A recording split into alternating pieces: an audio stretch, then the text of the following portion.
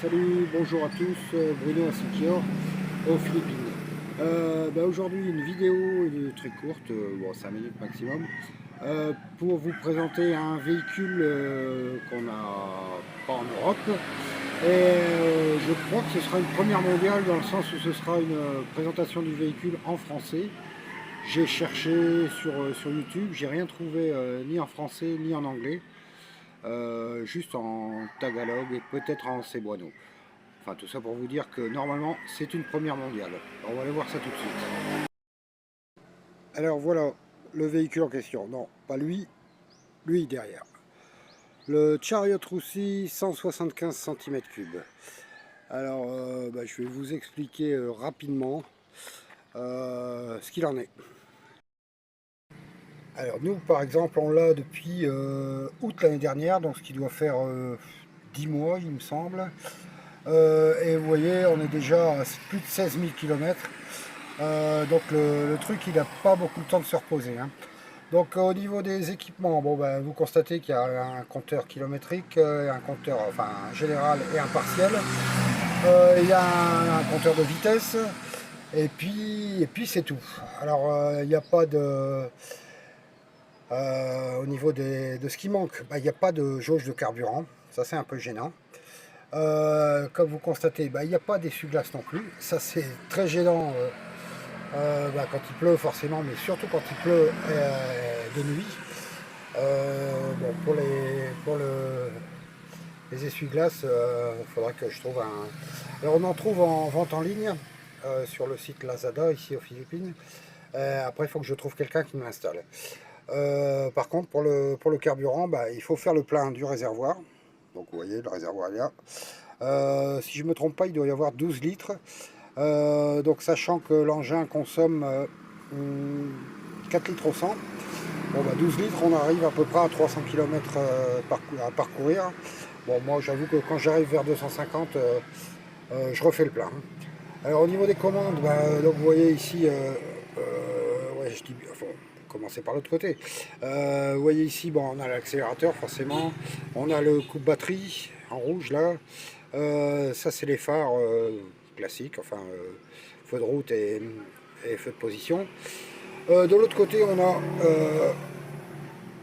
a les grands phares et les feux de route. Là on a les clignotants et warning éventuellement. Et en dessous la trompette là, ça c'est l'avertisseur sonore. Ensuite qu'est-ce qu'on a? Alors ça c'est un truc que j'ai fait rajouter. C'est des phares qui sont à l'avant là, qui éclairent vraiment bien la nuit. Je vous montrerai ça juste après. Que vous dire d'autre? Alors, en gros, ça se conduit comme une moto, hein. Il n'y a pas grande différence, sachant qu'ici il y a l'accélérateur. Ça c'est le frein avant. Le frein arrière, il est là. Que vous dire d'autre de ce côté-ci? C'est à peu près tout, hein. On va passer de l'autre côté. Côté-ci, on a l'embrayage ici à main gauche. Le changement de vitesse, le sélecteur ici, donc 5 vitesses tout en bas. Si vous voulez rétrograder, forcément le talon pour redescendre les vitesses. Alors la petite particularité de l'engin, qui a son importance malgré tout, marche avant, marche arrière. Ici, autre particularité, il y a un frein à main. Donc 175 cm3, hein, c'est marqué dessus. Alors ce que j'avais oublié de ce côté-ci, c'est ce levier là qui permet, quand on le pousse vers l'avant, de passer en vitesse courte. Assez utile quand il y a du dénivelé, c'est bien utile pour grimper. Ici on a comme le logo l'indique, hein, boîte à outils.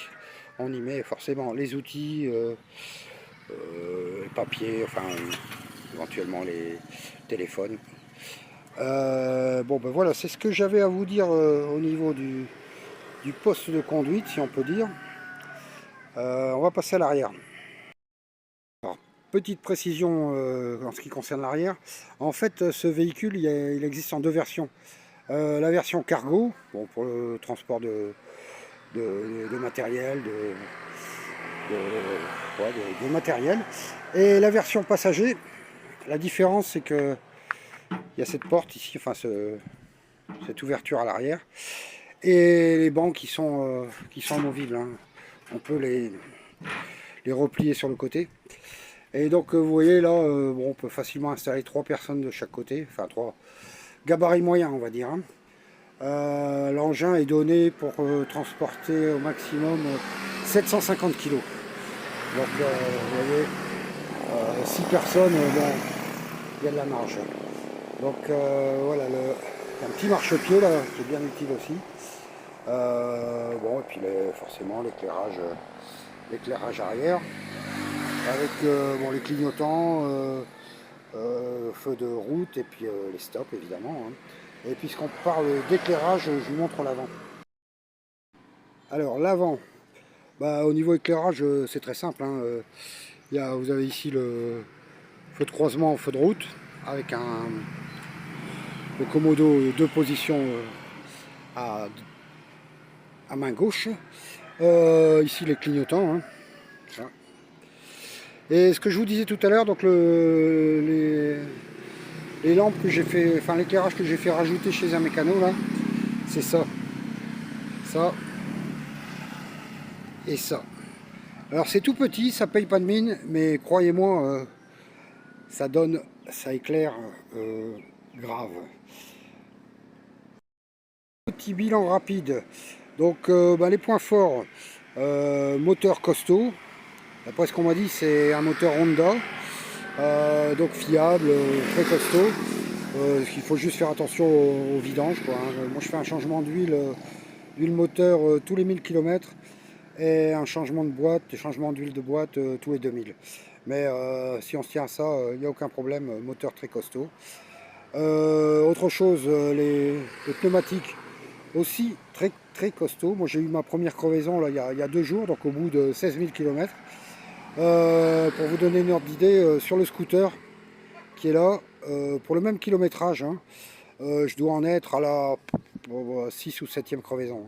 Donc vous voyez, les pneus du Chariot, c'est du costaud. Que vous dire de plus, ouais, bah, on peut transporter, donc je vous disais, 750 kg, donc 6 passagers facile. Alors, bon, alors on va glisser tout doucement vers les inconvénients. 6 passagers facile. Sur le plat, pas de problème, on atteint 60-70 km/h. Dès que ça grimpe un peu, bon bah là, il faut jouer de la boîte, hein. Il faut parfois même rétrograder en secondes. Et quand parfois vraiment ça se complique, bah, on a les vitesses courtes, hein, qui sont dont le levier est en plein écran là, comme je vous le disais tout à l'heure. Alors, autre petit défaut, bon petit rappel, je vous disais, hein, pas de jauge de carburant, pas d'essuie-glace. Alors les suspensions, ça, bah, ceux qui l'ont essayé, enfin qui sont venus en tant que passagers peuvent vous en parler. C'est des suspensions à lame. Je ne sais pas si on va bien voir là. Vous voyez, la suspension est là. Les suspensions à lame. Et je peux vous dire que alors quand c'est peu chargé à l'arrière, c'est effectivement assez tape-cul. Par contre, dès qu'il y a du poids, dès qu'il y a 4, 5, voire 6 personnes, ça tape beaucoup moins. Ça tape beaucoup moins. Voilà, donc c'était le bilan enfin la petite review sur le Chariot Russie. Donc si vous passez par Sikior et que vous cherchez un véhicule original qui puisse transporter, je vous dis, hein, 6 personnes, plus le chauffeur évidemment. Bon, bah, si vous cherchez ce type de véhicule quand vous passez à Sikior, bah, n'hésitez pas à me contacter. Allez, ciao, bisous à tous.